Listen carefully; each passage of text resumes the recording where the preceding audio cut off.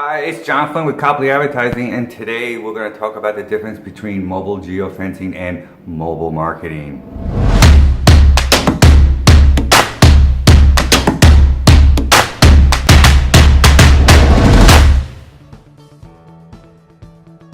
Mobile geofencing is a tool, like a tool in a toolbox, a hammer, let's say, that somebody could use in order to efficiently deliver a mobile program. It's a powerful tool. It's one of our first tools. It's been around a long time. We could geofence retail stores, go out 3-5 miles, tag smartphones within the geofence. If they click on an ad, we could bring them to a landing page that has a coupon to drive them to the store. Great stuff, very targeted, wonderful. But it's a tool, and there are a lot of other tools in the toolbox now. And the toolbox keeps growing. Over the last year, it's been amazing for us as a mobile marketing agency to see all the different tools that are now available. There's conversion zones where we could geo-conquest some of your competition and then track which device IDs come to your store and count them. We can gather the IDs of device users that have seen impressions, have seen the ad on their phone, and then be able to compile all those IDs and use them as a pseudo retargeting tool. Really good for things like trade shows or events. So if you want to geofence every Red Sox game and then have all the IDs of devices that have seen the ad, you're already dealing with a population that has similarities in the sense of their interest in the Red Sox. Plus, we can extrapolate that, the demographic of Red Sox fans, and kind of make a model from that. Plus, we could take information and make what's called a lookalike model, which is a very powerful tool. Is that we take a sample size, and you only need 100, but we have thousands, like, you know, if you have 20,000 a game, and you do 80 games a year, let's say, at home, you're going to have a pretty large sample size, and then we could put that into a lookalike model that would equal at least 2% of the United States population based on the demographics of the data you put in. So that's really cool. So there's just, you know, many tools to use. Video advertising, huge. We really almost prefer video ads over banner ads.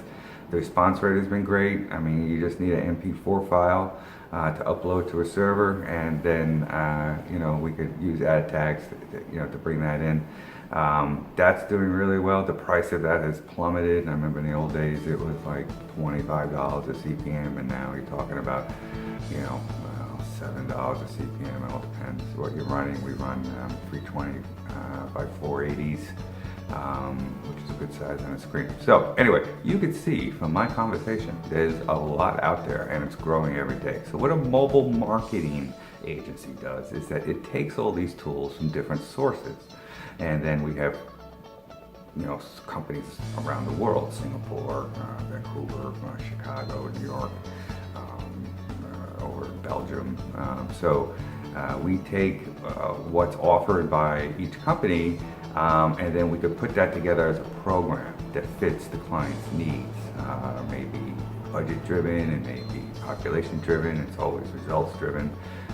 So that gives the client the best chance of fulfilling. Now also, if we see something working or not working, we could add another tool or take a tool away, and then play with it to see. I mean, that's the great thing about mobile also, is that it's very flexible in its implementation, and the ability to take something out and put something in real time.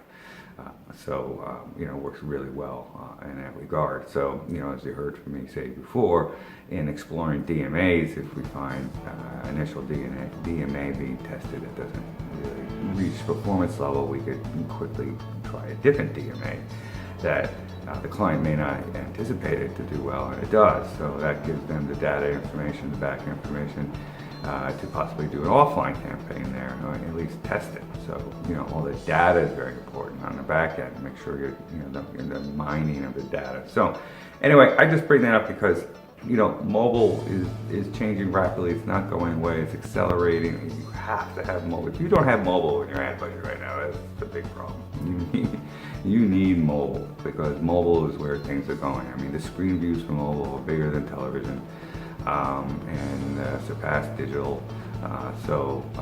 People are just on their phones all the time, looking at their phones. Just look around. That's what people are doing. So, and it's going to grow.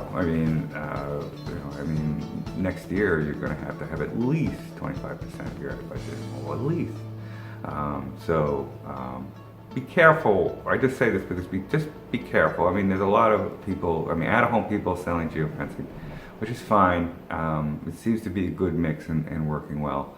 But they're not a mobile marketing agency. So, obviously I'm biased because I run a mobile marketing agency, but I think to have somebody who understands and lives in a space 24/7, knows what's happening and knows what's working and not working from our own experience and experience with other people and other clients in the agency. It's the same price, and you have a better bet of reaching your results and developing a relationship that's going to help you with your offline marketing also. So anyway, geofencing, it's a tool in the box. Mobile marketing, the whole box. John Flynn, CEO, Copley Advertising.